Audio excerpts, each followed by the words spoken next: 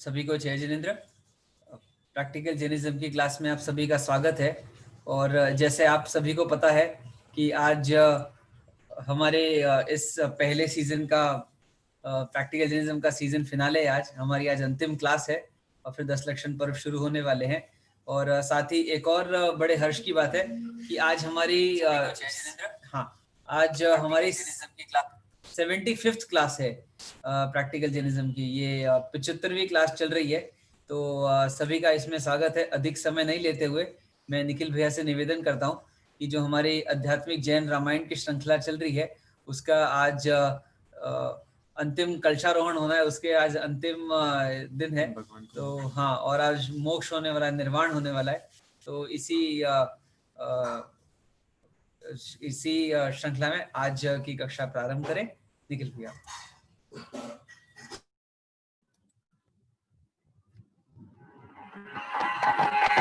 नमो हरिहन्ताणं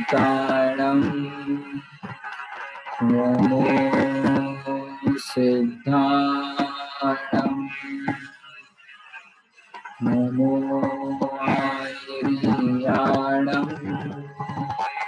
नमो वैज्ञायाणं नमो लोहे सवसागुणम्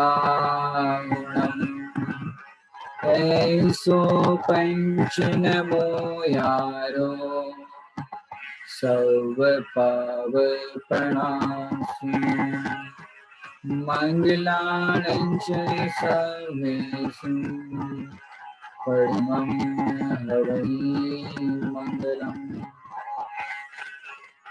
बंधुओं, इस आर्यखंड में जो ऐसी घटना घटी रामायण, ये वास्तव में क्यों घटना घटी थी, ये आज हम आप सबको बताएंगे।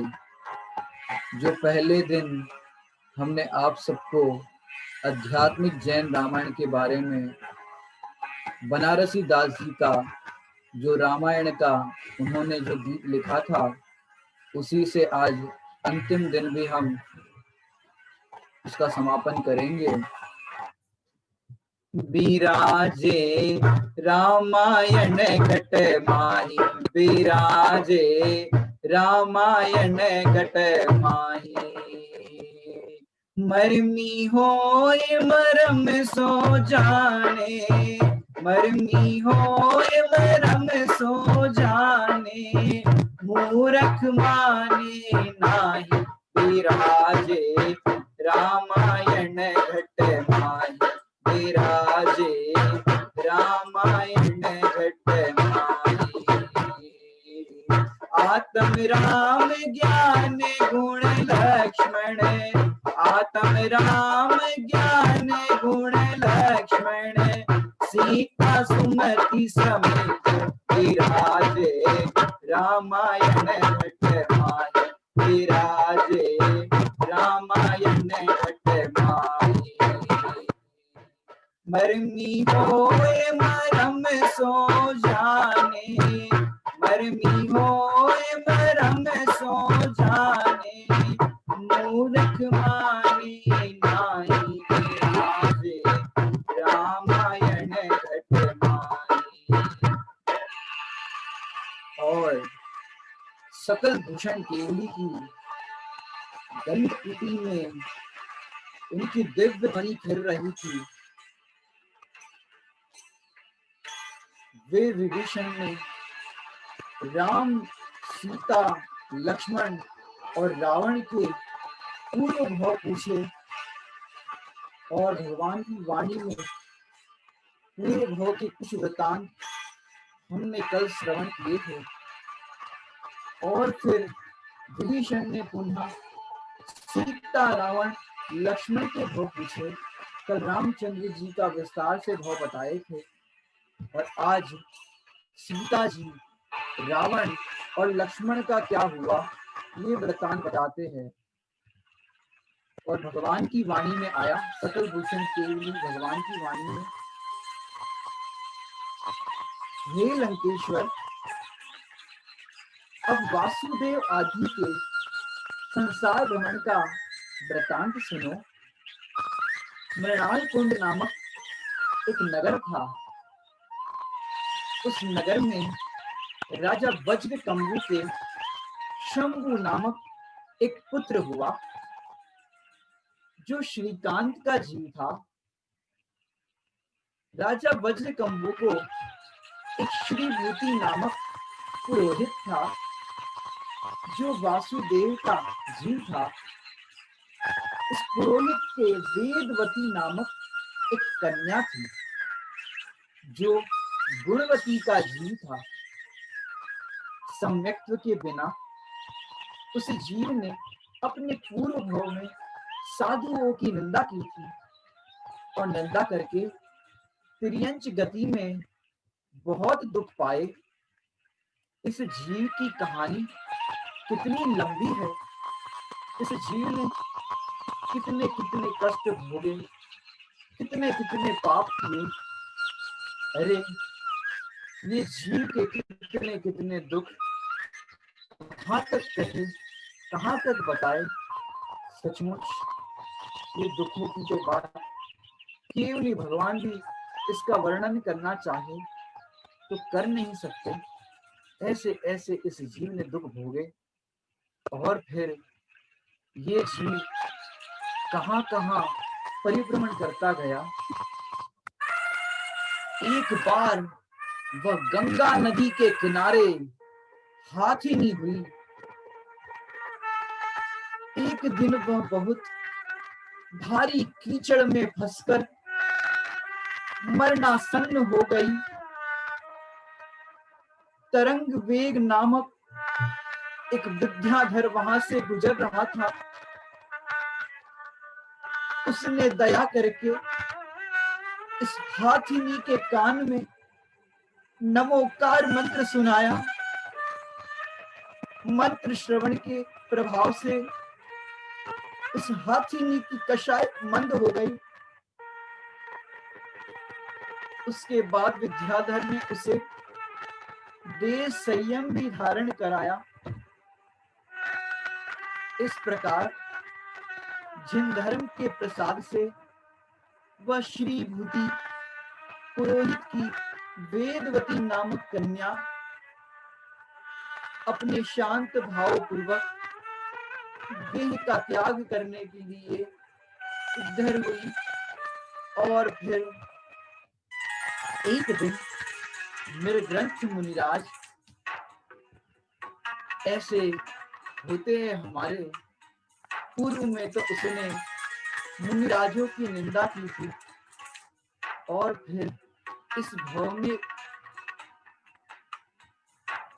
वो एक वेदवती पूर्व के संस्कारवश नाना प्रकार के उसने पाप किए थे। और फिर वो वेदवती मुनिराज आहार चर्या के लिए निकले, और उस वेदवती ने मुनिराज श्री को देख करके फिर से मुनिराज श्री का मजाक उड़ाया, हास्य किया। लेकिन तब पिताश्री ने उसे रोक दिया और समझाया, जिससे वह शांत चित्त हो गई। और फिर वो श्राविका बन गई। वेदवती परम रूपवती थी, अतः अनेक राजपुत्र उससे विवाह करना चाहते थे। राजा वज्र कम्बु का पुत्र शंभु भी वेदवती को बहुत चाहता था, और श्रीभूति पुरोहित जिनधर्मी था, और उसका पिता जिनधर्मी के साथ उसका विवाह कराना चाहता था। और फिर राजा वज्र कम्बु का पुत्र उस मिथ्या दृष्टि को नहीं देना चाहता था। वो तो चाहता था, मैं अपनी पुत्री को मिथ्या दृष्टि को नहीं दूंगा, भले ही वह कुबेर के समान धनवान ही क्यों ना हो। और फिर राजा शंभू ने रात्रि के समय सोचा कि अरे कहीं मेरी पुत्री को ऐसी भयानक, और फिर राजा राजकुमार शंभू ने रात में सोते हुए पुरोहित को मार डाला और वेदवती के साथ जबरदस्ती विवाह करने को तैयार हुआ। वेदवती उसे बिल्कुल नहीं चाहती थी, परंतु शंभू ने उसके साथ बलात्कार किया और फिर वह अपने शील भंग तथा पिता की हत्या से अत्यंत दुखी होकर सीता का जीव उससे कहने लगा, वेदवती, अरे पापी, तूने मेरे पिता को मारकर और मुझ कुमारी के साथ बलात् विषय भोग किया है, अतः हे नीच, मैं तेरे नाश का कारण होऊंगी। मिथ्या दृष्टि के सेवन से तो मरण ही भला। ऐसा कहकर वह वेदवती हरिकांता नामक आरिका के समीप आरिका दीक्षा लेकर दुर्धर तप करने लगी और अंत में समाधि मरण करके वो वेदवती 5वें स्वर्ग के अंदर देव बनी। और वेदवती का पिता भी जिन धर्म के प्रभाव से स्वर्ग में गया,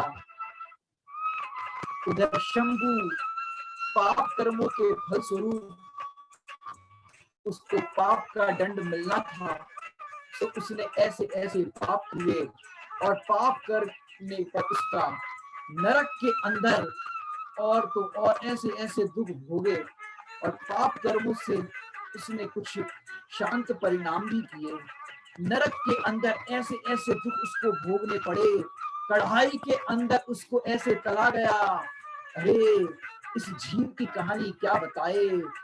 इस जीव ने इतने इतने पाप किए जिसके फल में उसको ऐसा ऐसा फल मिलना। भूले कर अपना घर जाने कितनों के घर हमको जाना पड़ा। भूले कर अपना घर जाने कितनों के घर हमको जाना पड़ा। बन पतंगा में आग में जलता रहा, गीत संगीत में ऐसे भ्रमता रहा। नर के पशुओं के गम ऐसे होते भुगत फिर तो रोना पड़ा। भूले कर अपना घर जाने कितनों के घर हमको जाना पड़ा।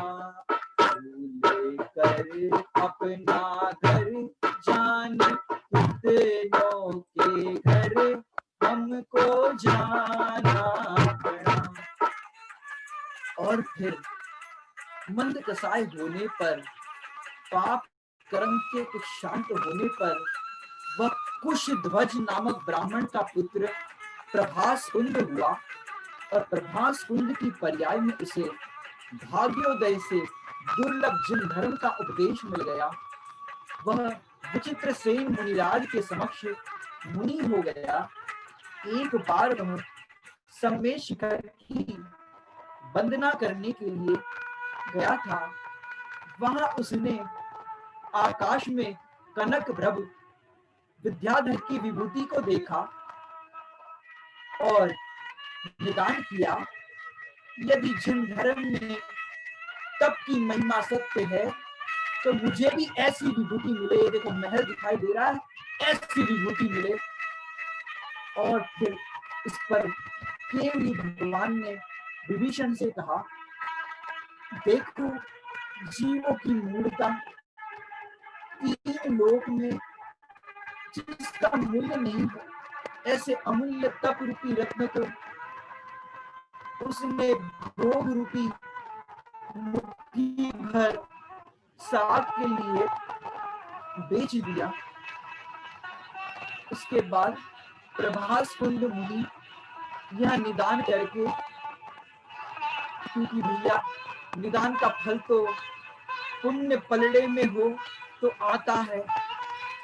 और फिर उसने तप के प्रभाव से निदान किया तो तीसरे स्वर्ग में देव हुआ, और फिर देव गति के अंदर भी वो अनेक प्रकार के सुखों को भोगता गया, और फिर वहां की आयु 6 महीने पहले पूरी होती है, ऐसा उनको संकेत मिल जाता है 6 महीने पहले। अरे ये मेरी माला क्यों मुरझाने लगी, अरे क्या मेरी आयु पूरी होने वाली है, मेरे नेत्रों की कांति ये कम क्यों होने लगी। और फिर वो वहां की आयु पूरी करके लंका के राजा रत्नश्रवा की रानी केकसी के दशानन नाम का पुत्र हुआ। धनदत्त का जीव रात्रि भोजन का त्याग करके देव गति फिर मनुष्य गति के सुख भोग करके फिर श्री चंद्र राजा होकर फिर 5वें स्वर्ग में 10 सागर की आयु का सुख भोग कर बलभद्र रामचंद्र हुआ।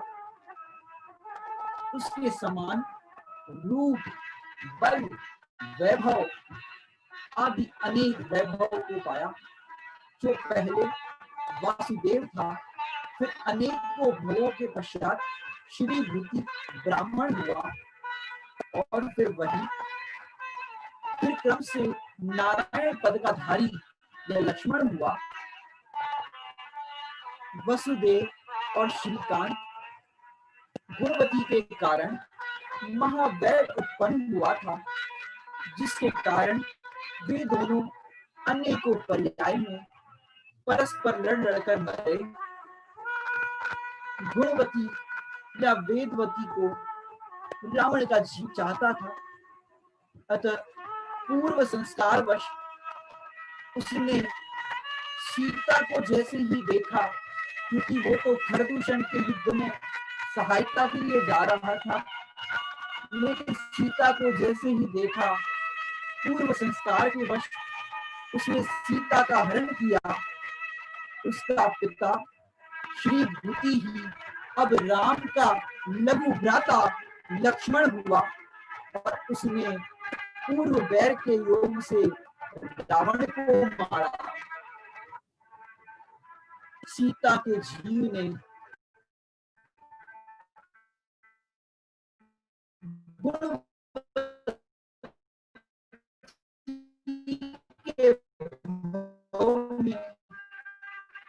मुनिराज का अपवाद किया था। मुनिराज और सुदर्शन आदि का और ऐसे अपवाद के कारण उसने ऐसे मुनिराज आहार चर्या के लिए आए थे, तब भी उसने मुनिराज का अपवाद किया। और एक बार सुदर्शन आरिका को लेकर यह गलत अपवाद फैलाया था कि सुदर्शन मुनिराज और सुदर्शन आरिका ये दोनों एक साथ बैठे हैं, और फिर बुद्धिमान पुरुषों ने तो ये बात नहीं मानी, लेकिन फिर भी गांव में मुनिराज का अपवाद हो गया था। मुनिराज ने ऐसी स्थिति में यह व्रत लिया कि यह अपवाद मिथ्या सिद्ध हो अथवा दूर हो तो ही आहार होगा, अन्यथा नहीं होगा। नगर के देवता ने ऐसी स्थिति में वेदवती के मुख से गांव के सभी लोगों के बीच कहलवाया कि मैंने यह झूठा अपवाद फैलाया था। ये तो बहन भाई है भ्रष्ट दशा के, और मुनिराज और आरिका माता जी है। वेदवती ने मुनिराज के निकट क्षमा मांगी, हे प्रभु मुझ पापिन ने मिथ्या वचन कहे, मुझे क्षमा करो। तब कहीं जाकर अपवाद दूर हुआ, और फिर मुनिराज श्री का आहार हुआ।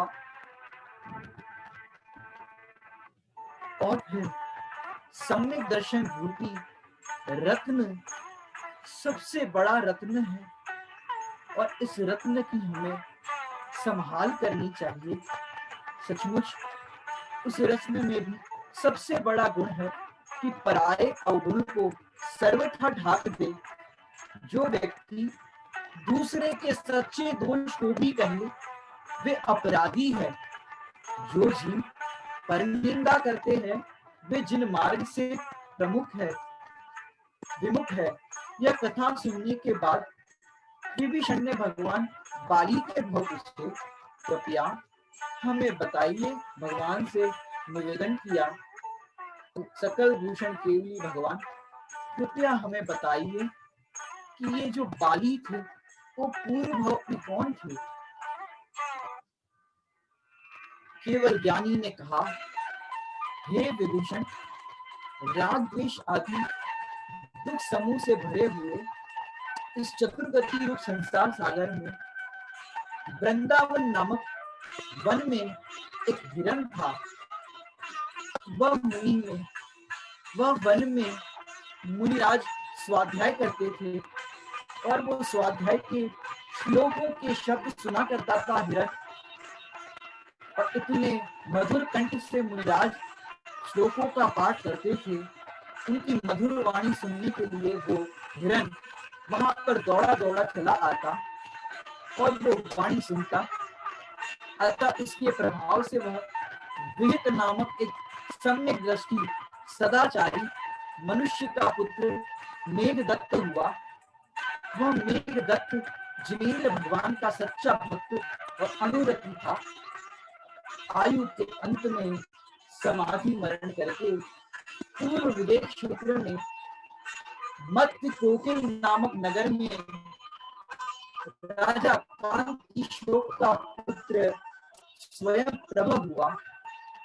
स्वयं प्रभ ने संयम धारण किया और संयत नामक मुनिराज के समक्ष जिन दीक्षा धारण करके हजारों वर्ष तक नाना प्रकार के घोर तप किए।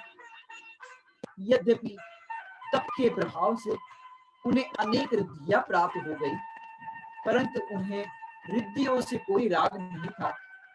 तदंतर वे उपशम श्रेणी पर आरूढ़ होकर शुक्ल ध्यान के पहले चरण में स्थित आयु कर्म की स्थिति पूरी हो जाने के कारण उसी उपशांत दशा में मरण करके पांचवें अनुत्तर विमान में सर्वार्थ सिद्धि में 33 सागरोपम आयु वाले अहमेंद्र हुए और वहां से आकर विद्याधर राजा सूर्य रज के बाली नामक पुत्र हुए। बाली ने विद्याधरों के स्वामी किष्किंध नगर का राजा था और अत्यंत गुणवान था। एक बार रावण ने उस पर आक्रमण किया, परंतु उसने जीव दया के पालन हेतु युद्ध नहीं किया और सुग्रीव को राज्य देकर मुनि दीक्षा धारण कर ली। तदंतर एक बार बाली मुनिराज कैलाश पर्वत पर आत्म ध्यान में लीन थे और फिर रावण ने क्रोधित होकर कैलाश पर्वत को उठाया और उठा करके फेंकना चाहा। तब बाली मुनिराज ने चैत्यालयों की रक्षा हेतु अपने पैर का अंगूठा तनिक दबा दिया, जिससे रावण कैलाश पर्वत के नीचे दबकर रोने लगा और इस रोने लगने के कारण रोवण हारा, जिससे रावण उसका नाम प्रसिद्ध हुआ। तब दयावंत मुनिराज ने अंगूठा ढीला कर लिया। तत्पश्चात गुरु के निकट जाकर बाली मुनिराज ने इस रागात्मक आराम का प्रयास किया और फिर बाली मुनिराज ने शपथ श्रेणी पर आरूढ़ होकर केवल ज्ञान की प्राप्ति कर ली। केवल भगवान के उक्त वचन सुनकर राम का सेनापति भी वहां विराजमान था और कृतांत पुत्र सेनापति रामचंद्र जी के पास आकर बोले, हे देव, मैं इस संसार से थक गया हूँ। अनादि काल से मिथ्या भाव में भटकता हुआ बहुत दुखी हो गया। अब तो मैं मुनि व्रत धारण करना चाहता हूँ। अब आपकी सेवा से मैं विलंबित काल ज्यादा नहीं करना चाहता और आपकी सेवा से मुक्त होना चाहता हूँ। और फिर श्री राम बोले, जिन दीक्षा अत्यंत दुर्धर है और तब तो बहुत ही दुर्धर है। तुम धन्य हो जो मुनि दीक्षा को धारण करना चाहते हो। यदि कदाचित इस जन्म में तुम्हें मोक्ष की प्राप्ति ना हो और तुम देव बनो और कहीं हम संकट के समय में हो और आत्महित के मार्ग में न लग पा रहे हो तो हमें आकर के संबोधित करना, हे मित्र, तुम देवगति में जाकर मुझे भूल मत जाना। और इस प्रकार कृतांगवक्र सेनापति ने रामचंद्र जी से आज्ञा दी। और फिर कृतांतवक्र ने सकल भूषण केवली को नमस्कार करके समस्त बाह्यांतर परिग्रह का त्याग कर दिया और अब वे कृतांत वक्र मुनिराज, कृतांत वक्र अर्थात यम जैसी कठोर मुखाकृति के बजाय सौम्य वक्र हो गए, अर्थात सौम्य मुखाकृति के धारक हो गए। श्री रामचंद्र धर्म सभा में विराजमान सभी साधुओं को नमस्कार करने के बाद आलिका सीता माता के पास पहुंचे। माता जी सौम्य मुद्रा, अंतर्मुख दृष्टि, और फिर रामचंद्र जी ने उन्हें बहुत विनय पूर्वक माता जी की वंदना की, नमस्कार किया और बोले, हे भगवती, हमने जो अपराध किया हो उससे क्षमा करना। हे भगवती, आप धन्य हो, आपने जिनराज द्वारा प्रतिपादित समस्त जीवों के लिए कल्याणकारी धर्म धारण किया है जो भव रोग नाशक है। आप जैसी दशा सामान्य जीवों को दुर्लभ है। आपने इस मनुष्य पर्याय को सफल बनाया है। इसके बाद लवण और अंकुश को आगे करके राम लक्ष्मण समूह शरण से बाहर आए और फिर पुनः अयोध्या नगरी के लिए प्रस्थान किया और अयोध्या नगरी में पहुंच गए। और फिर सीता जी ने दीक्षा के पश्चात उग्र तप किया, अनेकों दिनों के उपवास किए और फिर उसके द्वारा शरीर को क्षीण कर दिया। अध्यात्म के विचारों से उनका चित्त अत्यंत शांत हो गया। सीता जी ने इस प्रकार महातप 62 वर्ष तक किया। जब उनकी आयु में 33 दिन शेष रह गए तो उन्होंने अनशन व्रत धारण किया और परम आराधना शुरू कर दी और उत्तम संलेखना पूर्वक शरीर का त्याग करके 16वें स्वर्ग में प्रति इंद्र हुए और वहां लक्ष्मण की विशल्या आदि 8 महादेवियां, जिनके 8 वीर पुत्र थे, वो वैराग्य को प्राप्त हुए और विचारने लगे, यह सब संसार और संसारी जीव कर्म के वर्ष भ्रम जाल में पड़े हैं। इन कर्मों को नाश कैसे हो? कोई विवेकशील ही कर्मों का नाश कर सकता है। इस गहन संसार में शिवपुर का मार्ग तो अद्भुत है और इसका उपाय करें। हम तो चाहते हैं जिससे हमारा भव दुख की निवृत्ति हो। ये कर्म भूमि के आर्य क्षेत्र में मनुष्य देह उत्तम कुल और जिन शासन हमने पाया और इतने दिन तक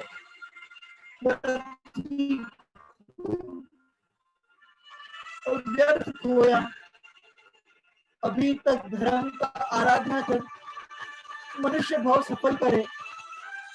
चारों गतियों में मनुष्य गति दुर्लभ है। जो जीव मनुष्य भाव पाकर भी आत्महित ना करे तो वह अपना जीवन व्यर्थ ही खोता है। शुभोपयोग से स्वर्ग आदि मिल जाते हैं, पर शुद्धोपयोग रूप आत्मज्ञान से यह जीव साक्षात मोक्ष को प्राप्त करता है। इसके विपरीत हिंसादि पापों से, अशुभ उपयोग से दुर्गति को पाता है। ऐसा चिंतन कर अपने पिता से कहने लगे, हे तात, हम जैनेश्वरी दीक्षा धारण करना चाहते हैं। यह तो संसार का बाहर का वैभव सर्प के समान भयंकर है। इस जीव को वस्तुतः कोई माता, पिता, पुत्र, बांधव आदि कोई नहीं है, उसका कोई सहाय नहीं है। यह सब कर्म के अधीन है और ये परिभ्रमण करता रहता है। हमारा और आपका एक दिन वियोग अवश्य होगा। यह विषय भोग रोग के समान है, इनमें अज्ञानी ही रुके रहते हैं।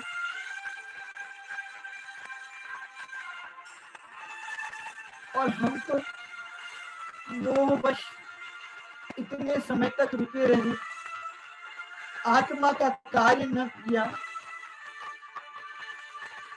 पिताश्री, पूर्व भाव में हमारे असंख्य के माता पिता हुए। हमने अनेकों बंधन करके नरक निगोर के दुख सहन किए, आत्म कल्याण नहीं किया। सो आत्म कल्याण न करना ही आत्महत्या है। जैसे सफेद वस्त्र शरीर के संबंध से मिला होते, जैसे घर के संबंध से गृहस्थी मलिन होती है। जो भोगों से अतृप्त है उसे मृत्यु मारती है। इसलिए भविष्य क्या लाए थे, भविष्य में क्या होगा और आगे क्या होगा, जब तक उन पदार्थों से प्रीति किस काम की। ये संयोग बिजली के चमक के समान ही, इनसे अनुराग करना उचित है। अरे महाभाग्य से ऐसे वैराग्य बुद्धि उपजी है। अब हम आत्म कल्याण के लिए अग्रसर होते हैं। इस प्रकार कहकर आठों कुमार माता पिता से विदा लेकर के एक महेंद्र नाम का उद्यान था, उस उद्यान के अंदर पधारे और आठों कुमार ने महाबल नामक मुनि के निकट सर्व आरंभ परिग्रह त्याग कर दिया और वे आठों कुमार मुनि हो गए, जो सब प्रकार से क्षमा युक्त थे, दिगंबर मुनि, जितेंद्रिय और सब प्रकार से विकल्पों से रहित होकर ध्यान में तत्पर थे। ऐसे आठों योगी निरंतर विहार करते रहते थे और समीचीन तप के द्वारा अनेकों कर्मों को नष्ट करते हुए अध्यात्म योग के द्वारा उन्होंने इन कर्मों को रोक दिया और फिर संसार के समस्त प्रपंचों को नष्ट कर दिया। ऐसे आठों मुनि अनंत सुख से युक्त निर्वाण पद को प्राप्त हुए और वहां भामंडल का जीव सोच रहा था कि यदि मैं दीक्षा धारण करूंगा तो मेरी पत्नी, मेरे बच्चे, इन सब का क्या होगा, इन सब का क्या होगा। अरे वो विचार करने लगे,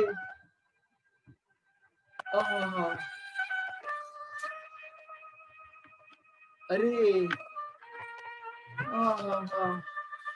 मैं क्या करूं, ऐसा समय दीक्षा धारण करना चाहिए, लेकिन पत्नियों की चिंता, मेरी पत्नी का क्या होगा। ओहो, ऐसे पत्नियों की चिंता में वो एक बार विश्राम कर रहे और फिर विश्राम के बीच में ही उन पर एक बार भयंकर एक बिजली गिरी और उस बिजली के गिरने पर महामंडल ने और उनकी पत्नी ने दोनों ने देह त्याग कर दिया। सचमुच समय रहते सावधान हो जाना चाहिए, लेकिन वो बाहर सुख के भोग और पत्नी के अनुराग के कारण कल्याणकारी दीक्षा अंगीकार नहीं कर पाए। पर ऐसे उनकी रानी सुंदर मालिनी के साथ शैया पर विश्राम कर रहे थे और अचानक बिजली के गिरने से दोनों मृत्यु को प्राप्त हुए। देखो तो सही, ये दीर्घ सूत्री मनुष्य अनेक प्रकार के विकल्प करता है, किंतु आत्मोद्धार का उपाय नहीं करता। यह जो अनेक विकल्प करता है, वे विकल्प ही कर्म बंध के कारण है। जो व्यक्ति आत्महित का कार्य नहीं करते, उन्हें निर्वाण की प्राप्ति नहीं होती। वो संसार में ही परिभ्रमण करते रहते हैं। फिर समोशरण के अंदर हनुमान का चरित्र सुनाने के लिए केवली भगवान ने बताया कि पवनजय विद्याधर का पुत्र जगत प्रसिद्ध है। पुत्र हनुमान कर्ण कुंडल नगर में पुण्योदय से अनेक भोग भोग रहा था। हजारों विद्याधर उसकी सेवा करते थे। एक बार बसंत ऋतु में वह सब परिवार सुमेरु पर्वत के चैत्यालयों की वंदना हेतु गया। वह अपनी स्त्रियों को चैत्यालयों के दर्शन करा रहा था और बड़ी प्रसन्नता के साथ उन चैत्यालयों का परिचय दे रहा था। हे कांते, पांडुक वन के चैत्यालय अत्यंत रमणीक है, मानो वो मेरु पर्वत के मुकुट ही है। हनुमान अपनी रानियों सहित भगवान जिनेंद्र की पूजा करता हुआ उसी प्रकार सुशोभित हो रहा था, जिस प्रकार सौधर्म इंद्र सुशोभित होता है। और फिर क्या हुआ, भगवान की कैसे भक्ति करते हैं। अद्भुत प्रभुता वाले हैं ये प्रभुवर हमारे, अद्भुत प्रभुता वाले हैं ये प्रभुवर हमारे, प्रभुवर हमारे ये प्रभुवर हमारे, प्रभुवर हमारे ये प्रभुवर हमारे, अद्भुत अद्भुत प्रभुता वाले हैं ये प्रभुवर हमारे, अद्भुत प्रभुता वाले हैं ये प्रभुवर हमारे।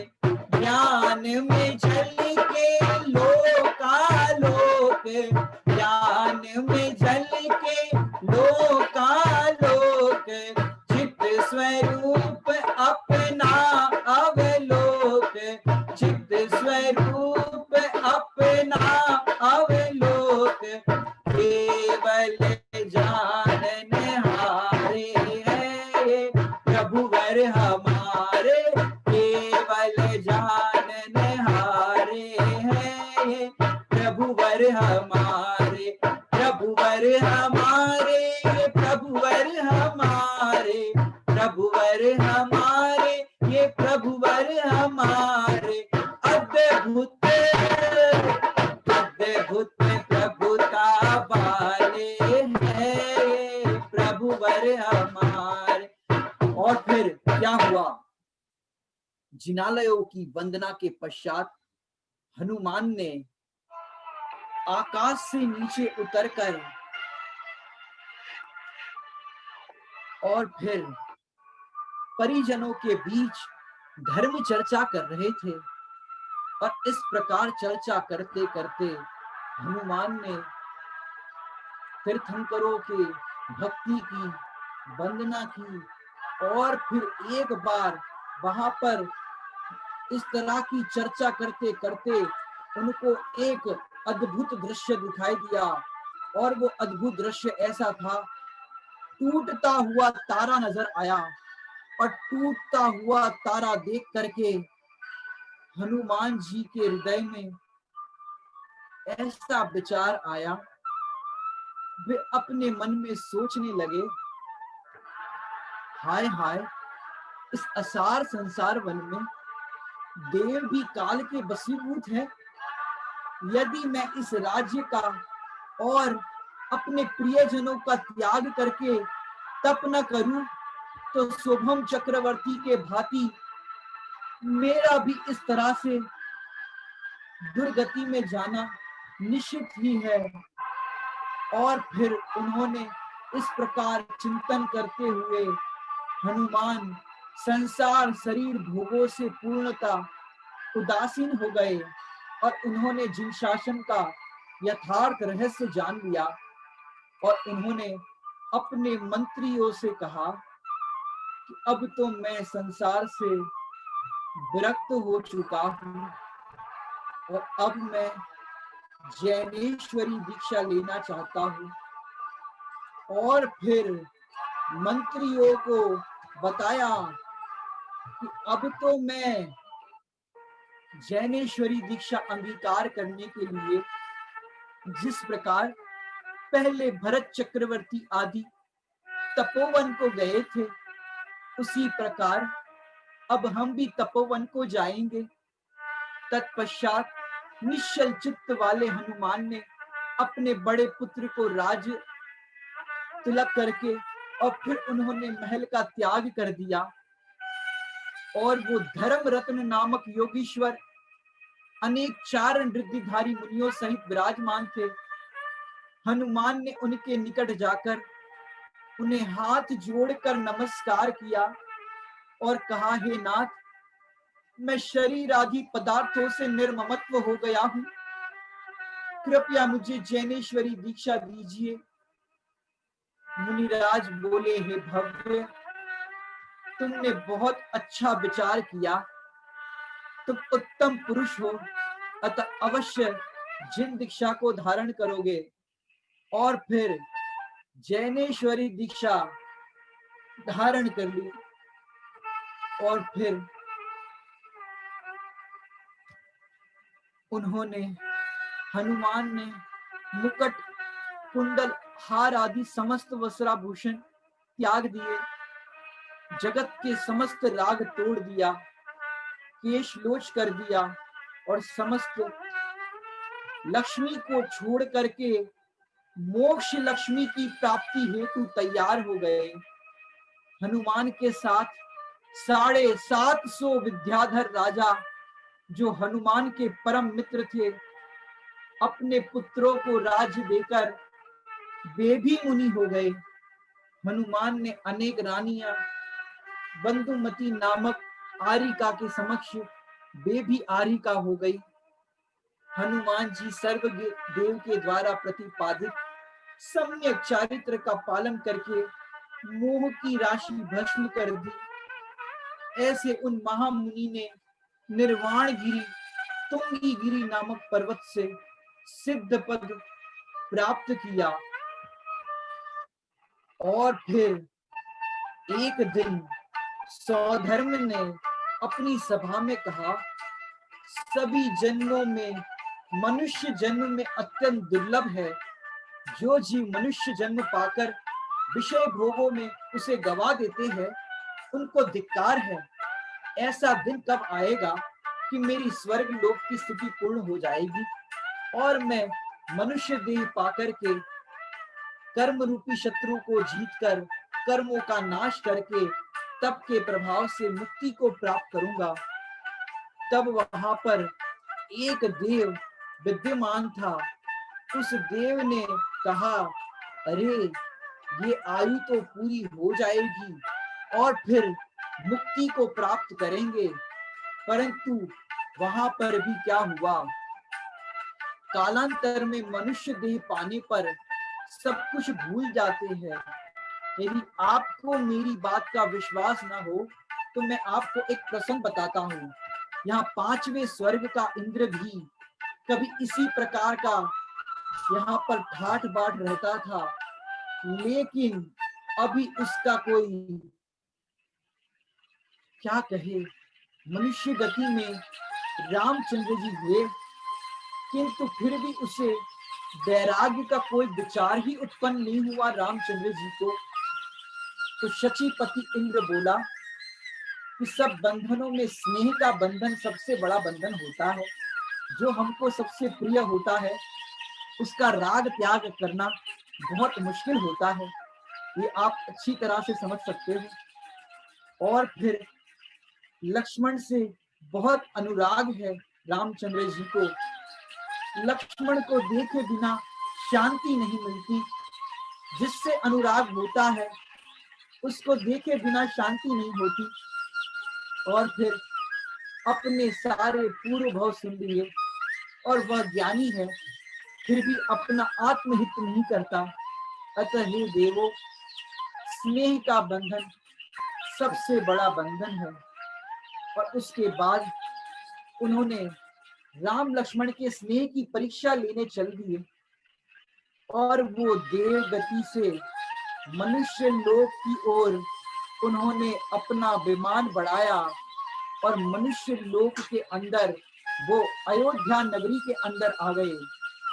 और वहां पर उन्होंने परीक्षा लेने के लिए सोचा कि कैसे इनकी परीक्षा ली जाए। तो उन्होंने एक ऐसा रूप धारण किया मनुष्य का और फिर लक्ष्मण के पास समाचार लेकर के गए कि राम का मरण हो चुका है। और फिर राम के मरण का समाचार सुनकर जो लक्ष्मण थे वे दुखी हो गए और फिर ऐसा सोचकर वे दोनों देव सोचा कि कैसे ये अपने भाई की मृत्यु पर प्रतिक्रिया देते हैं, चलो देखते हैं। लेकिन ऐसा समाचार सुनकर शब्द भी पूरा ना बोल सके, खाली इतना सुना कि तुम्हारे भ्राता की मृत्यु, और इतना सुनते ही हाय शब्द करके परलोक सिधार गए। और फिर दोनों देव यह देखकर बहुत दुखी हुए। वे अपने मन में पश्चाताप करने लगे, फिर यह सोचकर कि इनकी मृत्यु इसी तरह होनी थी। और दुख आश्चर्य से भरे वे दोनों अपने स्थान पर लौट गए।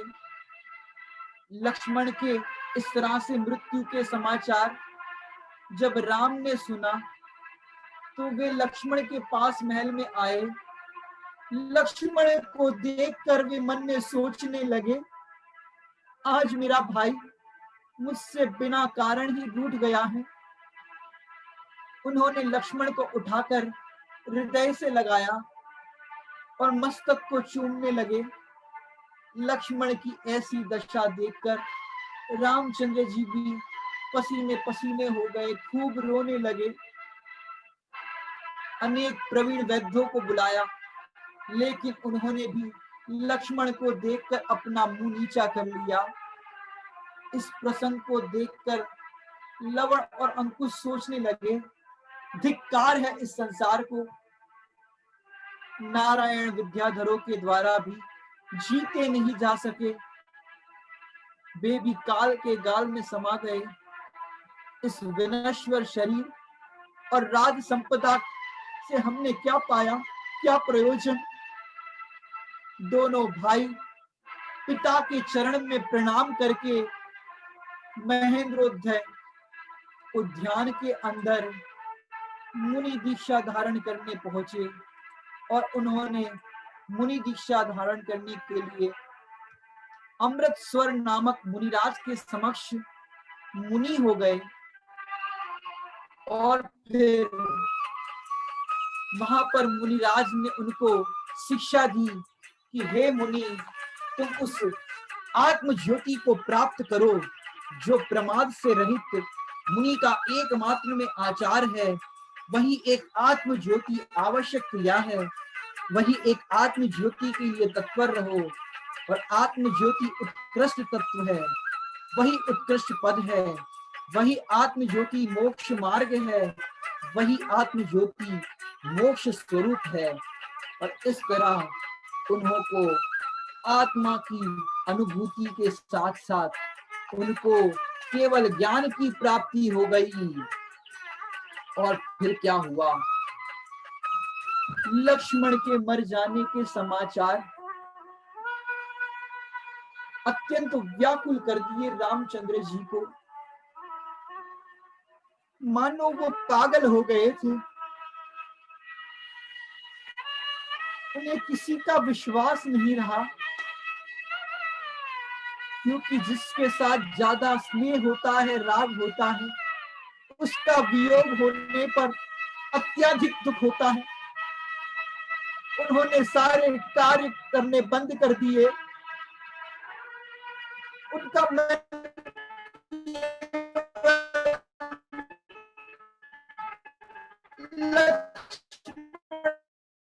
ही रहने लगा। थे रात्रि में लक्ष्मण के कानों में कहते, हे देव, अब तो मैं अकेला हूं, अब तो बोलो, अब तो बोलो। वहां स्वर्ग के अंदर कृतांग वक्र सेनापति स्वर्ग की आयु में थे। राम की ऐसी दशा हो जाने के समाचार सुनकर विभीषण और सुग्रीव अपने परिवार को साथ लेकर शीघ्र अयोध्या आए। उन्होंने राम से प्रार्थना की, व्यर्थी शोक मत करो, आप जिनवाणी के ज्ञाता हो।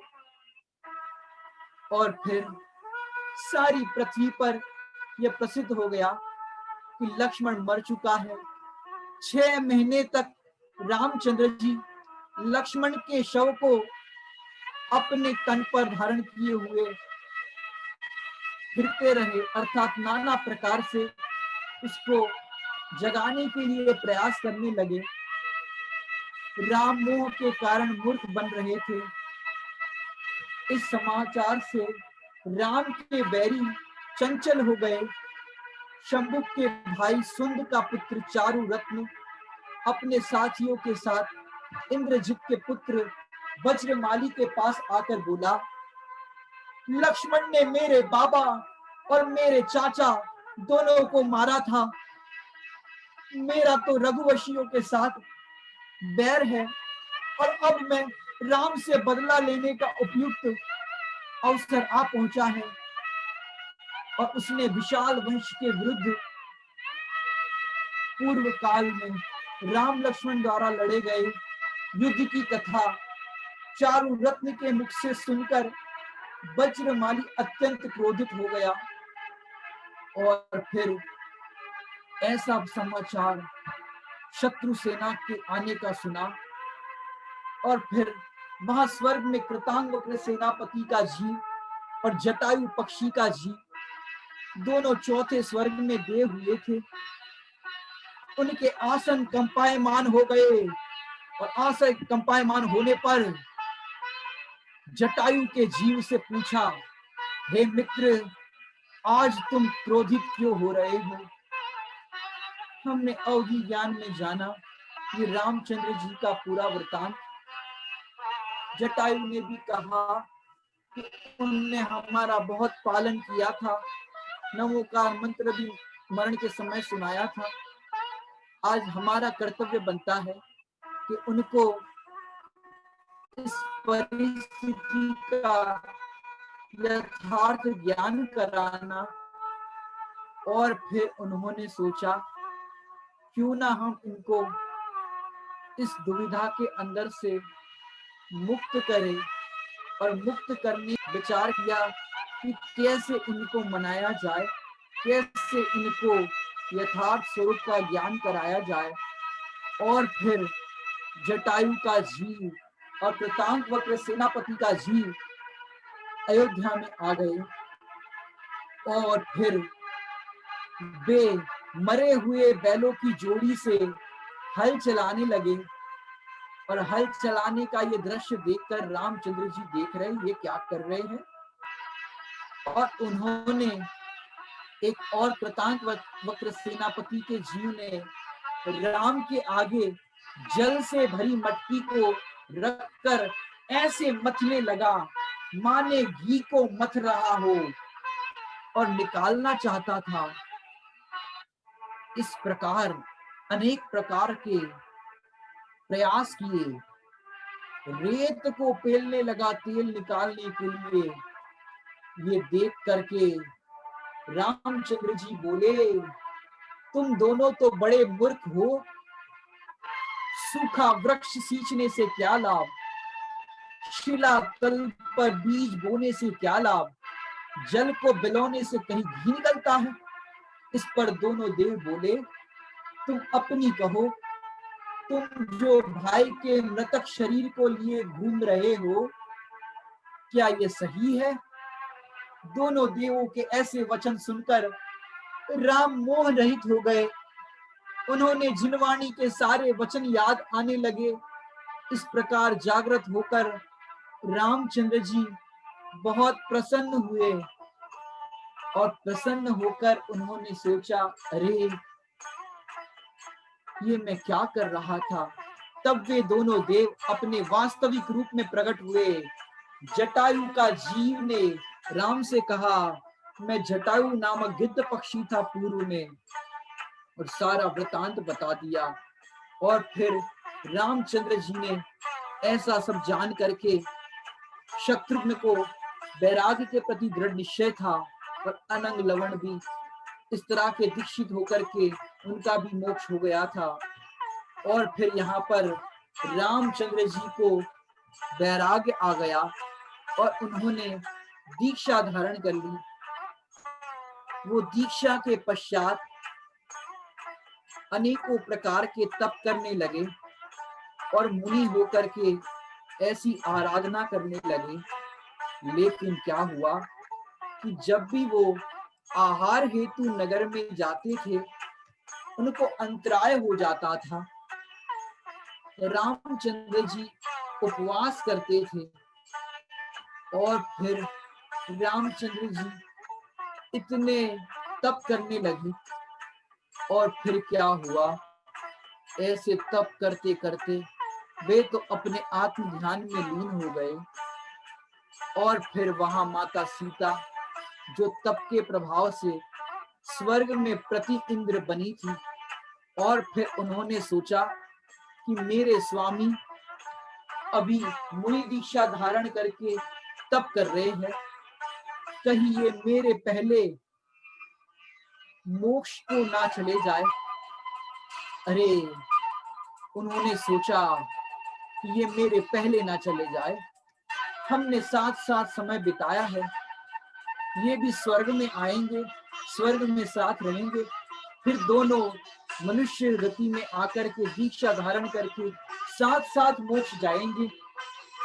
और फिर सीता का जीव अनेक प्रकार से रामचंद्र जी को इस ध्यान से भंग करने के उपाय करने लगा।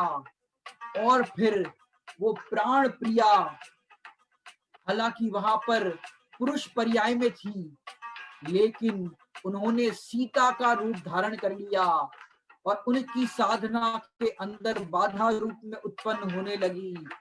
लेकिन रामचंद्र जी तो अपने में इतने स्थिर हो गए थे, वो स्त्री का रूप धारण कर लिया था सीता का, और नाना प्रकार से स्पर्श करने लगी और डिगाने का अनेक प्रकार से उद्यम किया। लेकिन अनेक प्रकार से उद्यम करने पर भी वो अपने स्वरूप में स्थिर रहे। और फिर रामचंद्र जी को माघ शुक्ल द्वादशी की पिछली रात्रि में केवल ज्ञान की प्राप्ति हो गई। वहां पर इंद्रादि का आसन भी कंपायमान हो गया और फिर पूजा करने के लिए स्वर्ग के देव आ गए और उनकी 3 बार प्रदक्षिणा करी। और वहां पर राम भगवान का भी गंधकुटी लग गई और फिर उनकी प्रदक्षिणा देकर सब नमस्कार करने लगे। और इस तरह से नमस्कार करके उन्होंने जो प्रति इंद्र सीता का जीव था, उस सीता के जीव ने भी अत्यंत खेद उसके चित्त में आ गया। अरे मैंने ये क्या किया, मैंने इनकी साधना के अंदर इस तरह से उनको कष्ट पहुंचाया, लेकिन आप तो भगवान हो गए। सचमुच संसार सागर से तारने वाले तो आप हो।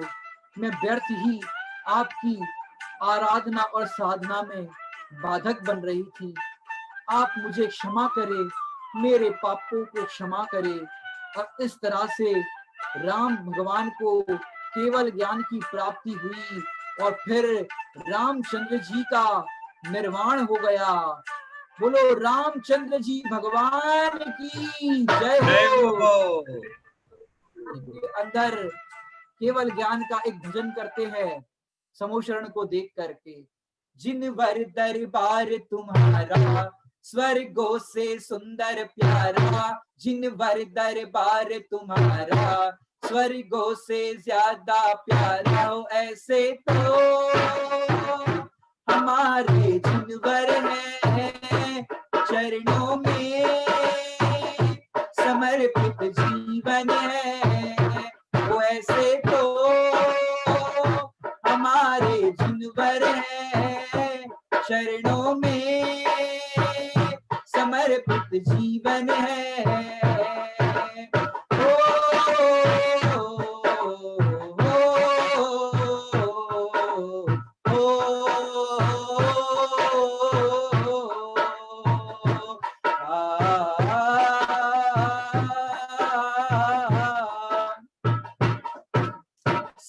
शरण के अंदर स्वर्ण कमल पर आसन, समव शरण के अंदर स्वर्ण कमल पर आसन, चार चतुष्टय धारी बैठे हैं पद्मासन, चार चतुष्टय धारी बैठे हैं पद्मासन। परिणामों में निर्मलता तुमको लखने से आए, परिणामों में निर्मलता तुमको लखने से आए। छवि बीते राग मुद्रा से अभी सम्यक दर्शन पाए हो, ऐसे तो हमारे जिनवर हैं चरणों में समर्पित जीवन है।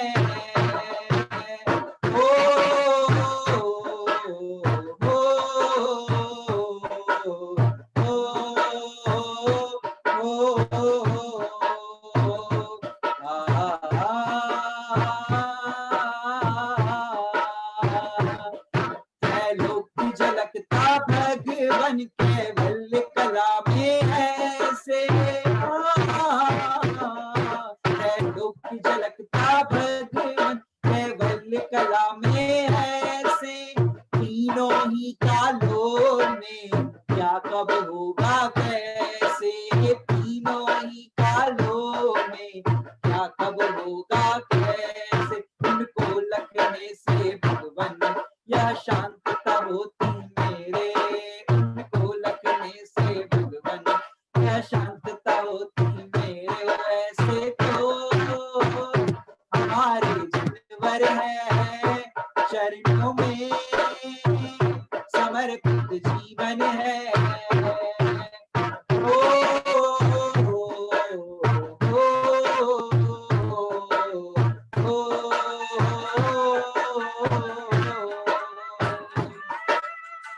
बोलो रामचंद्र जी भगवान की जय हो। जय हो। 3 कम 9 करोड़ मुनिराजों की जय हो। परमेश की भगवंतों की जय हो।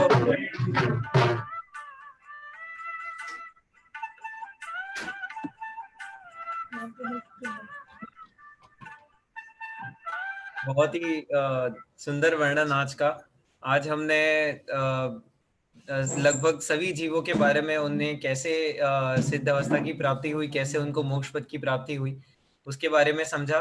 आज हमारे आज प्रैक्टिकल जैनिज्म के सीजन 1 की आखिरी क्लास है, तो ज़्यादा समय न लेते हुए अभी जिनवाणी स्तुति निखिल भैया कराएंगे, उसके बाद हम प्रश्न और आगे का कार्यक्रम करें। निखिल। वाणी के ज्ञान से सूझे लोकालो, सो वाणी मस्तक नमो सदा देत हूँ धो।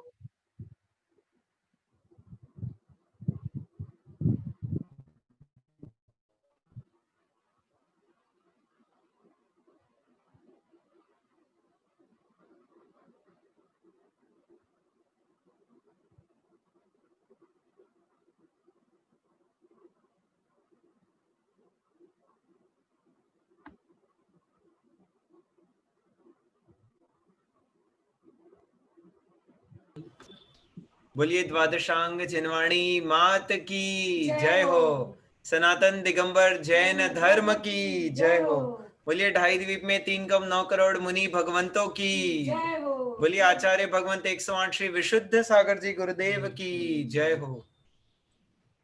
आज हम केवल 3 प्रश्न लेंगे और हाँ, तो जैसे हम प्रतिदिन रिवीजन करने के रिवीजन हो जाए, इस वजह से हम प्रश्न लेते हैं। तो क्विकली हम प्रश्न लेते हैं। पहला प्रश्न है बाली के पूर्व भव के बारे में। यहाँ पर गंधकुटी में क्या वर्णन आया था, आपको शॉर्ट में बताना है कि बाली के जो जीव थे उनके बारे में यहाँ पर क्या आया था। तो हम शुरुआत कर देते हैं कहानी की, कि कहानी की शुरुआत ऐसी हुई थी कि एक मुनिराज वन में विहार करते थे। वहां पर उनकी मधुर वाणी सुनने एक हिरण आया करता था। ये कहानी की शुरुआत है। उसके बाद क्या हुआ, उनमें से बाली के जीव कौन थे और आगे वो जीव के साथ क्या हुआ। हाँ, किसी को जवाब बताओ तो आप हैंड रेस करिए।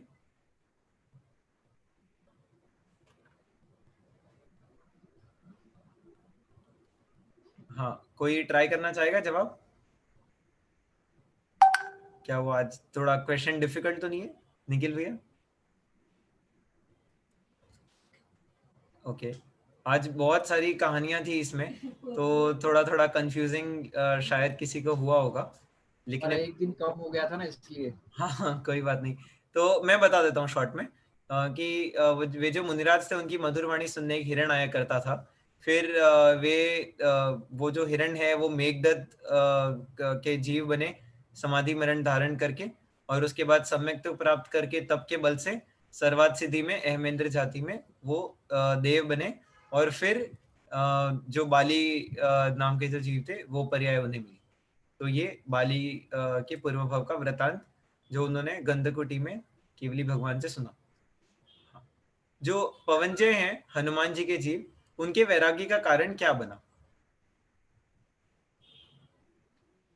तो आपको उसके पहले की छोटी सी कहानी बता दें कि हनुमान जी अपने सभी रानियों को लेकर मंदिर दर्शन करने गए थे, और वहां पर उन्होंने सुंदर वर्णन बताया अपने रानियों को सहर्ष से कि इस तरह देखो मंदिर शोभायमान हो रहे हैं, ध्वजा। और उसके बाद उसी के बाद ये प्रकरण आया था कि उन्हें कि वैरागी की प्राप्ति हुई। तो क्या कारण बना था, करुणा जी डूंगरपुर? हाँ बोलिए। टूटता हुआ तारा। बहुत बढ़िया उत्तर आपका, टूटता हुआ तारा। हाँ लिखा हुआ भी आया था। हाँ हाँ, आखिरी प्रश्न। जब रामचंद्र जी के साथ ऐसी घटना हुई कि वे लक्ष्मण के जीव के साथ के मृत शरीर को लेकर उनके स्नेह के कारण वे भटक रहे थे, तो उस समय 2 जीव उनको संबोधन करने आए। वे जीव कौन थे और उन्होंने संबोधन करते समय क्या किया, किस तरीके से संबोधन किया? कौन जवाब देना चाहेगा?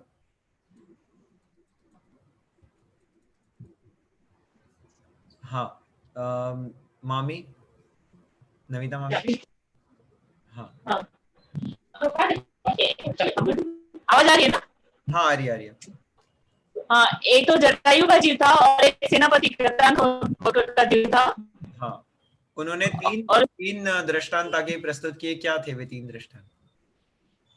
2 मरे हुए बैल थे, उनको खेत में जोत रहे थे, और एक पानी से मतलब घी निकाल रहे थे, और एक रेत में से तेल निकाल रहे थे। बहुत बढ़िया आपका उत्तर, बहुत अच्छे से आपने बताया।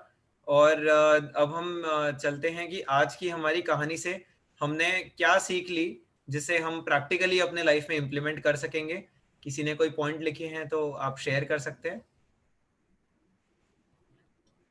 आप हैंड रेज कर सकते हैं। ठीक है, पहला पॉइंट यहाँ से मैं शेयर करता हूँ।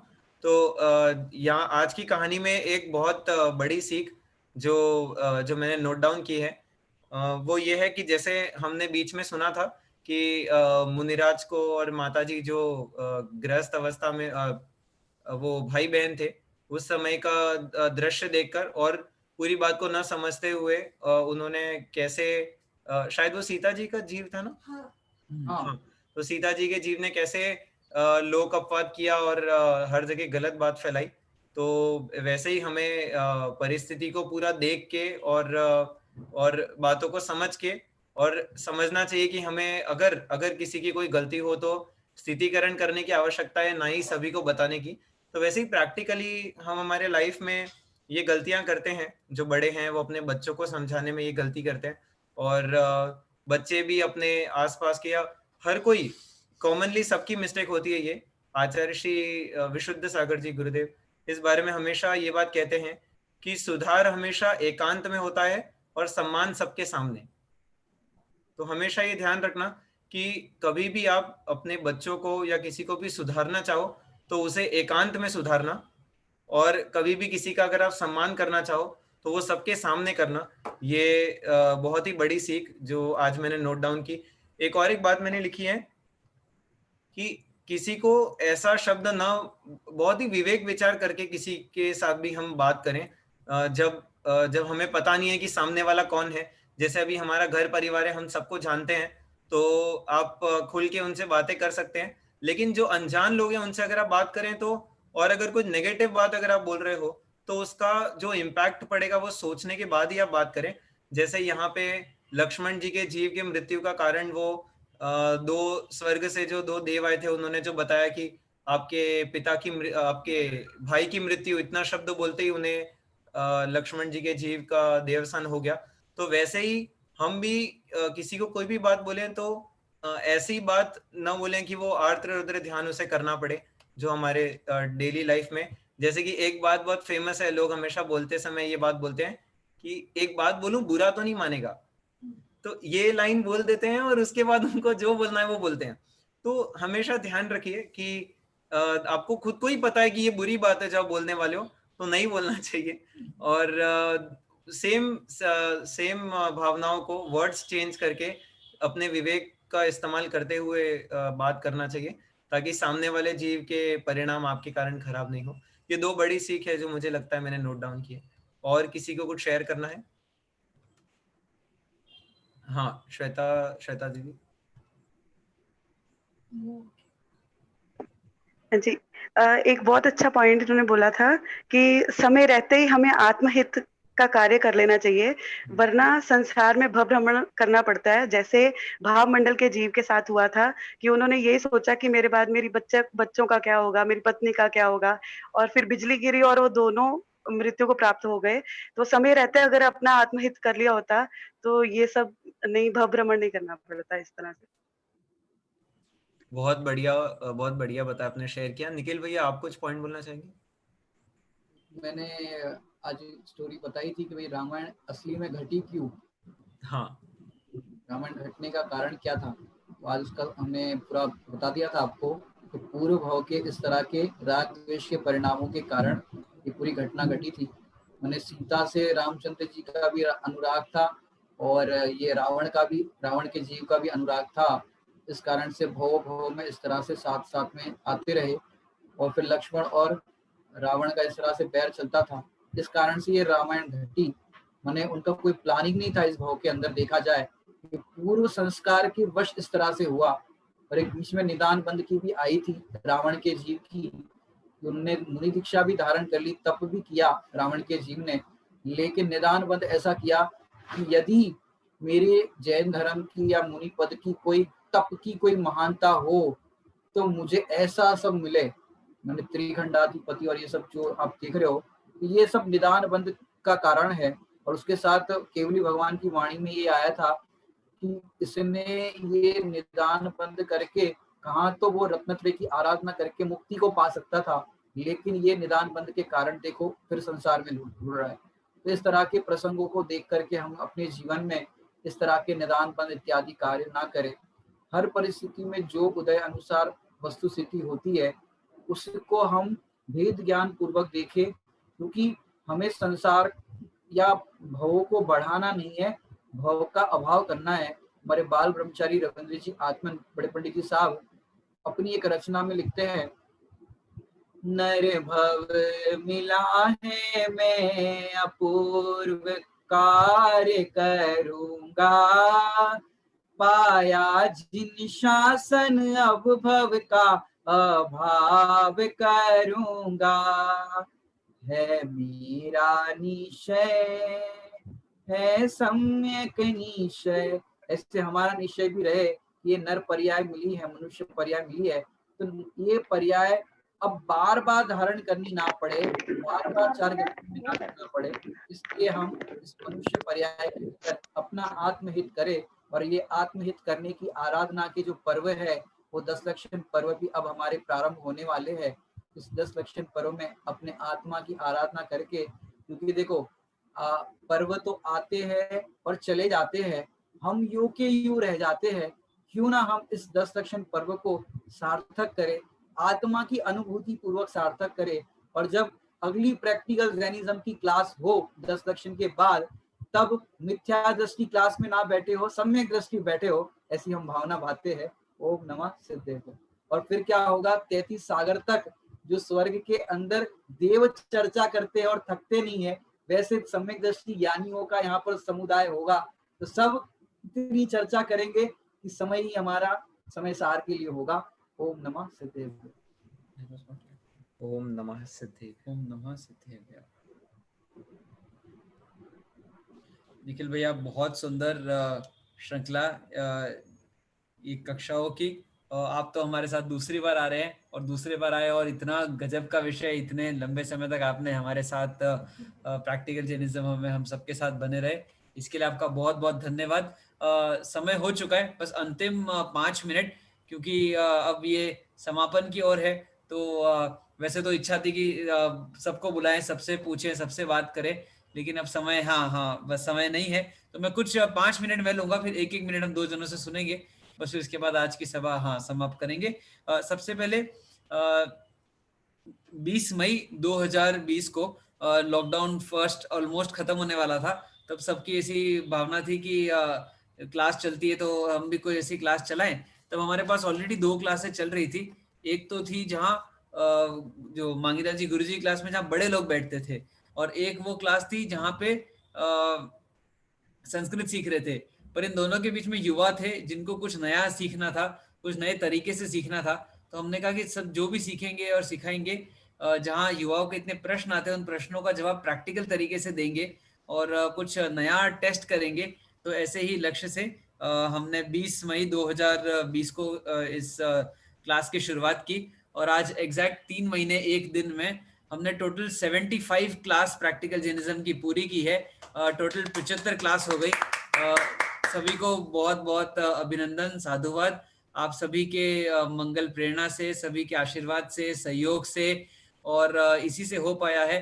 नहीं तो और आप रोज सुबह रोज जब जब हम मैसेज भेजते हैं, आप सब आके जुड़ जाते हैं।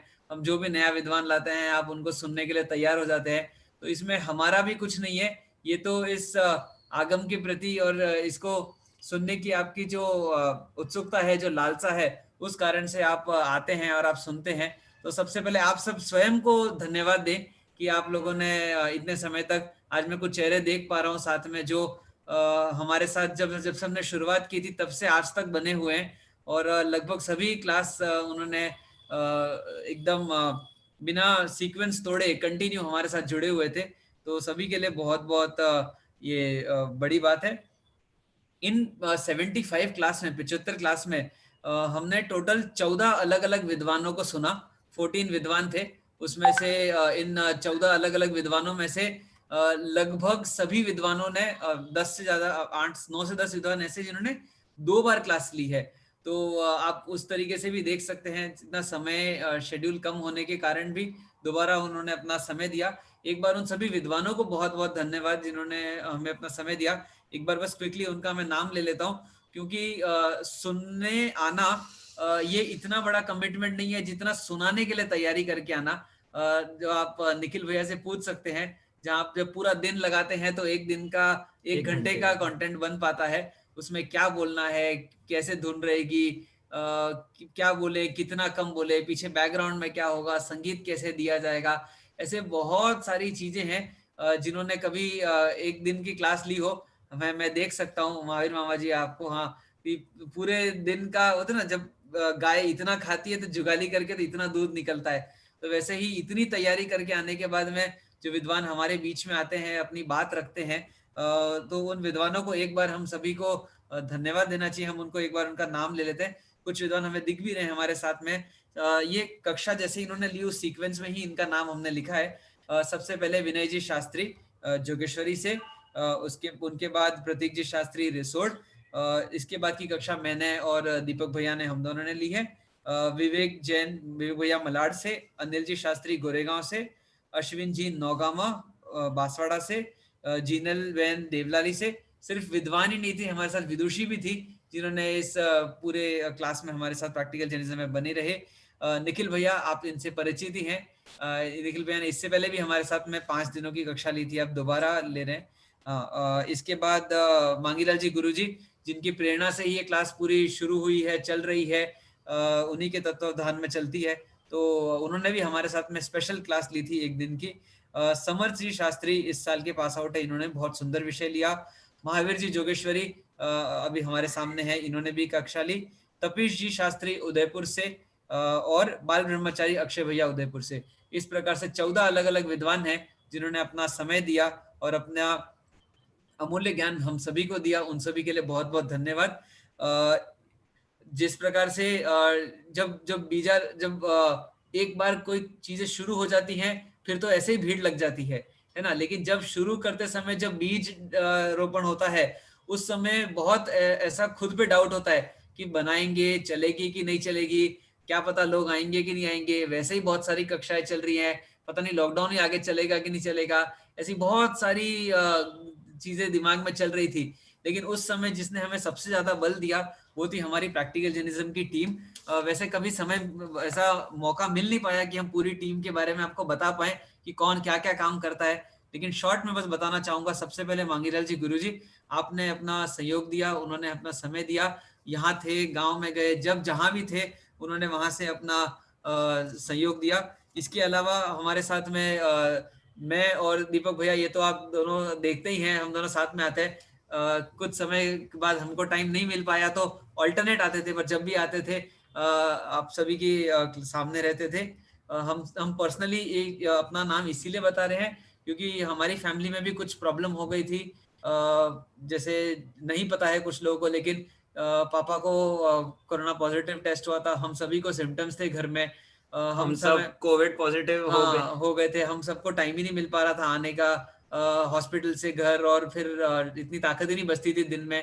लेकिन उस समय में भी कहीं भी होते थे तो यहाँ से हमारे साथ में जो लोग नहीं होते थे तो भी जैसे 3 जनों का हमारी टीम में और विशेष है, उनका नाम लेना चाहूंगा। वो हमेशा हमारे परिवार के ही हैं, लेकिन वो हमेशा एक ही बात बोलते हैं, भैया आप चिंता मत करो, अपने परिवार का ध्यान रखो, हम पूरी कक्षा यहाँ से चलाएंगे। उसमें सबसे पहले महावीर जी जोगेश्वरी, हमारे मामा जी, वो हमेशा अपना सहयोग देते थे। कभी भी ऐसा हमको 1 सेकंड भी लगा नहीं। रोज देखो एक ही विद्वान रोज कक्षा लेता है तो ऑर्गेनाइजर को कोई हेडेक नहीं है कि कल क्या करना है, किसको ढूंढना है, क्या बताना है, नहीं। लेकिन हर हफ्ते में फिर नया विद्वान ढूंढना, नए कस्टमर ढूंढने जैसा है। अब कहाँ से लाए, सुनने वाले तो रोज आ जाते हैं, सुनाने वाले कहाँ से लाए। और ऐसा नहीं है कि सुनाने वाले तैयार नहीं होते थे, समय बहुत कम होता था और हर कोई कहीं ना कहीं शिविर चल रहे थे। देखो आज पिछले एक महीने से कोई शिविर नहीं है, लेकिन इससे पहले बहुत शिविर चलते थे, तो विद्वानों का समय मिल पाना, कभी कभी तो ऐसा होता था शाम दोपहर तक हमारे पास विद्वान नहीं है, तो उस समय भी ऐसा भी समय था। और कभी कभी ऐसा था कि 2-2 हफ्ते तक विद्वान की हमारे पास लाइन है, पूरी सीक्वेंस सेट हो चुका है। तो ऐसे में पूरे विद्वानों का सहयोग करने में महावीर जी जोगेश्वरी, महावीर मामा जी का बहुत सहयोग था। उन्हीं के साथ विनय भैया शास्त्री और प्रतीक जी शास्त्री रिसोड, आपने स्वयं तो कक्षाएं ली, साथ साथ में जब भी कोई भी चीज के लिए हमें फीडबैक चाहिए था, सजेशन चाहिए था, तुरंत आप दे देते थे, हमेशा अवेलेबल होते थे। मीटिंग ऑर्गेनाइज करना, सब चीजों के लिए नया प्लान करना, आगे क्या विषय पढ़ाना, वो सब चीजों में बहुत सहयोग था आप दोनों का भी।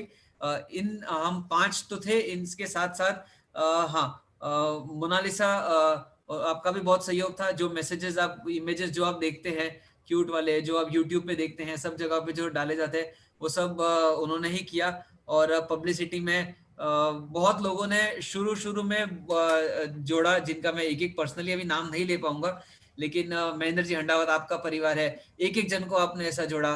महावीर मामा जी है, इन्होंने पकड़ पकड़ के जैसा ना सब्सक्राइबर बनाए। तो ये इसीलिए, ये पकड़ पकड़ के मैं इसीलिए कह रहा हूँ क्योंकि समय दिया गया है एक एक जीव को जोड़ने के प्रति ऐसा। तो हमारे मासा जी हैं, इसके अलावा भी बहुत लोग हैं जो अब शायद नहीं जुड़ पा रहे हैं हमारे साथ, लेकिन उनके नाम मेरे ख्याल में है।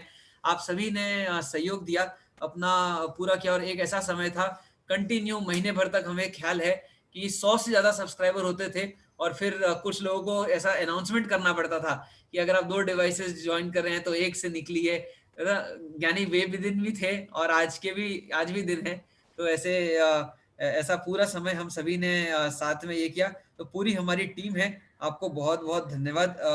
अंत में अब जब ये क्लास पूरी प्रैक्टिकल जर्नलिज्म हो चुकी, हमने सोचा नहीं था कि हम इतना लंबा आएंगे, कि 75 क्लास हमने सोचा था एक आध लॉकडाउन भी चल जाए तो बहुत बड़ी बात है, लेकिन अब सबका सहयोग मिला तो यहाँ तक आए। लेकिन अंत में आज तो बहुत सुंदर समापन हुआ ही है, लेकिन सबकी ऐसी भावना थी कि ये पूरा जो श्रृंखला हमने जो चलाई प्रैक्टिकल जर्नलिज्म की, इसमें बहुत चीजें फर्स्ट टाइम हुई। जैसे ये पहली ऐसी क्लास हमारे इसमें हुई जो 75 डेज तक अनिवृत्त चली। मतलब बीच में भले ही हम सैटरडे संडे की छुट्टी दे रहे थे, वो भी छुट्टी नहीं है, यही सब है, बस हमारे पाठशाला में जाके बैठते हैं। तो कुल मिला के अनिवृत्त ये 75 डेज तक ये सारी क्लास चली है। और बीच में अभी भी और लंबा चलती, अगर 10 लक्षण पर नहीं आता तो 10 लक्षण पर में वैसे ही सभी को हर जगह धर्म सुलभ है, सभी को मिलेगा। तो हमने सोचा कि एक सीजन 1 का समापन किया जाए और सीजन 2 में दोबारा और बढ़िया तैयारी के साथ, और जो गलतियां और जो कमियां यहाँ रह गई थी इन सभी के साथ दोबारा बाउंस बैक किया जाए। ऐसा आज का समापन का दिन है। पर समापन में कलशारोहण जो अंतिम जो होगा, तो इस पूरे श्रृंखला में मुझे पक्का विश्वास है इस चीज का कि सबने लाभ तो बहुत लिया, लेकिन हमसे गलतियां भी बहुत हुई हैं। कहीं किसी को म्यूट नहीं कर पाए, अनम्यूट नहीं कर पाए, किसी को ध्यान नहीं दे पाए, किसी को स्पॉटलाइट कर दिया, और बहुत सारी गलतियां की हैं। कोई विद्वान आए जिनने समझाने का बहुत प्रयास किया, विद्वानों को समय नहीं दे पाए, हम क्लास में नहीं बैठ पाए। तो गलतियां बहुत हैं। आप समझ लो 100 घंटे से ज्यादा का प्रवचन हुआ है, तो गलतियां तो स्वाभाविक है। लेकिन इतनी जब सारी गलतियां हुई है तो फिर इसका एक विस्तृत रूप से एक प्रतिक्रमण कराने की इसी भावना थी कि और हाँ, ये भी एक क्लास, और ये भी एक हमारी क्लास ही है। समझ लीजिए कि कल के दिन में कल हमने एक विशेष प्रतिक्रमण का आयोजन किया है। ये प्रतिक्रमण 2 घंटे का होगा। वैसे प्रतिक्रमण तो 1 ही घंटे का है, और मूल प्राकृत संस्कृत की जो गाथा है उनसे होगा। साथ साथ में उसका एक्सप्लेनेशन भी कि क्यों हम ये पढ़ रहे हैं, ये कहाँ आया है, किसने इसकी रचना की, कैसे बोलना, कब बोलना। ऐसे 10 लक्षण पर्व से पहले हमने ऑर्गेनाइज किया है। क्या होता है, 10 लक्षण पर्व के अंत में प्रतिक्रमण होता है, जो संवत्सरी या जो अंतिम दिन का प्रतिक्रमण होता है, चतुर्दशी का प्रतिक्रमण। लेकिन पहले कराने का रीजन ये था कि आप सीख जाओ, और एक बार अगर सीख जाओगे कि कैसे करना है तो फिर खुद से कर सकोगे बाकी के दिनों में। तो सीखना सिखाना यही प्रैक्टिकल जर्नलिज्म का हमेशा से मूल उद्देश्य रहा है। तो कल सीखेंगे तो जो कल सीखेंगे वो आगे 10 दिनों में भी करते रहेंगे, ऐसी ही हमारी भावना है। तो कल शाम को 7 बजे से 9 बजे तक सभी जल्दी चौका निपटा दे। वैसे कल हाँ शुद्ध वस्त्र पहन के सभी को बैठना है। वैसे कल चतुर्थी है तो हाँ गणेश, हाँ कल चतुर्थी है, तो उस हिसाब से आप सभी जल्दी से ही चौका निपटा लें अपना शाम का। और 7 बजे शुद्ध वस्त्र पहन के, पुरुषों से अपेक्षा है सभी व्हाइट कुर्ता पजामा पहने। और अब तो वैसे ही 10 दिनों में पहनने का, मंदिर अगर नहीं जाने मिले तो एक दिन घर में तो शुद्ध वस्त्र पहन के बैठेंगे। तो सब बैठे, महिलाओं से निवेदन है वे केसरिया साड़ी पहन के बैठे, या केसरिया अगर कुर्ती है, पजामा है, आप जो जो आपको ऐसा ठीक लगे वैसा आप पहन के बैठे। और कल की ये क्लास है विदुषी डॉक्टर तेजस्विनी जैन मैसूर से, ये कल की कक्षा लेंगे। बहुत ही डिटेल में, बहुत ही आनंद भरा ये कल एक प्रतिक्रमण होगा, इसमें सभी को पधारना है। और अंत में पूरी टीम की तरफ से मैं अगर हमसे कोई भी कुछ भी गलती हुई हो कहीं भी, तो सभी इसको हाँ सभी के लिए मिच्छामि दुक्कडम, आप सभी हमको क्षमा करें। और हमने भी आप सबको क्षमा किया, अगर हमसे कोई गलती हुई हो तो आप भी हमें क्षमा करना। अंत में क्योंकि ये इतना बड़ा ये क्या कह रहे हैं, एक प्रोजेक्ट कह सकते हो आप, इतना बड़ा लेवल तक चला, तो इसमें ऐसी भावना थी कि जो हमने सीखा और जो पढ़ा है पूरा, इसका एक ग्रंथ का एक आकार दिया जाए। तो ऐसे जो हमारी मंगलाष्टक की क्लास है, वैसे ये अनाउंसमेंट हो चुका है, मैं दोबारा बता रहा हूँ आपको कि मंगलाष्टक की हमारी जो क्लास चल रही है वो इससे भी बड़ी सुपरहिट थी, क्योंकि उसमें हमने ऑलमोस्ट 95 क्लासेस हो गई है हमारी। और वो तो 10 लक्षण के बाद दोबारा शुरू ही होने वाली है नेक्स्ट डे से, हम उसमें 100 क्लास जल्दी टच करने वाले हैं। तो वो इतना लंबा जो विषय चला है, अब आप सोचो मंगलाष्टक बोलने में 4 मिनट का समय लगता है, लेकिन जिसके ऊपर अभी तक 100 से ज्यादा क्लास हो गई हो, तो कितना मटेरियल उसके अंदर हमने डिस्कशन किया होगा। तो वो इसीलिए इतना गहराई में गया है कि वहाँ एक एक शब्द आगम में कहाँ कहाँ आया है, उसका विस्तृत रूप से जब पूरा नोट्स बनाते गई पूरी टीम, तो आगे पता चला कि अब ये तो एक ग्रंथ का आकार ले सकता है। तो सभी का उसमें बहुत इच्छा थी। तो उसके लिए वैसे दीपक भैया बता चुके हैं कि दान की सभी से ये है, जिनकी स्वेच्छा से आप दान दे सकते हैं, इसकी मूल लागत 2 लाख रुपए है।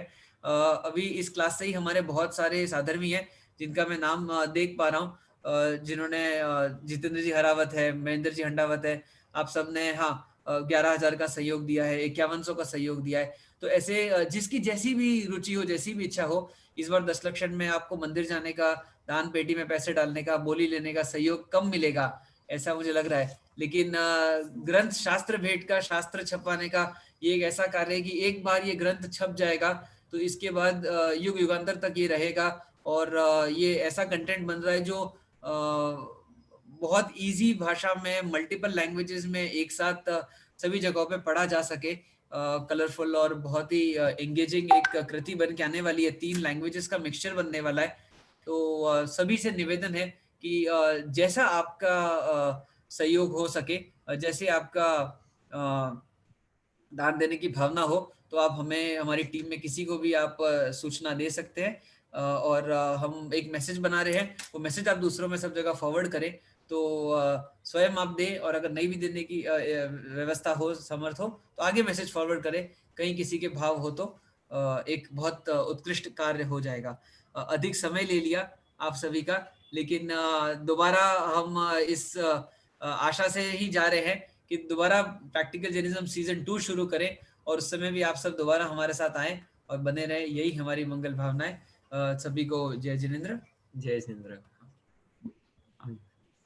कल के प्रतिक्रमण में पूरे परिवार के साथ सभी को आना है, और सभी प्रतिक्रमण में सामूहिक बैठे।